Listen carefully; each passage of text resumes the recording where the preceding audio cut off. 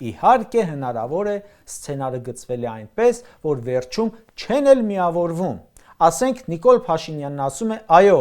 քաղաքականությունը քանդեց իմ տունը, իմ ընտանիքը, ես բաժանված եմ, երեխեքս մի քիչ էստեղ են, մի քիչ այնտեղ են, բայց մեր ինքնիշխանությունը, մեր պետությունը, մեր պետականությունը, քաղաքացուն ավելի բարձր եմ գնահատում, քան իմ անձնականը, իմ ընտանիքը։ Դրա համար ես իմ ընտանիքը զոհաբերում եմ հանուն վաղվա պետության։ Տեսեք, ինչ զոհողության եմ գնում։ Նման սցենարը, Ժողովուրդ ջան, չի բացառվում։ Իբր ընտանիքը մոռացած հայրենիքին է նվիրվել։ Կինը խանգարում էր, ավելորդ ծախսեր բյուջեի վրա, հեղինակությունն էլ հլը գցում էր։ Հիմա Նիկոլը միայնակ է, հերիք չէ։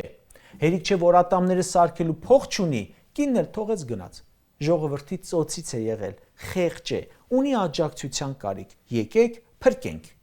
Դերասանական տաղանդը, պոպուլիզմն ու հատկապես քաղաքական տեխնոլոգիան սահման չեն ճանաչում։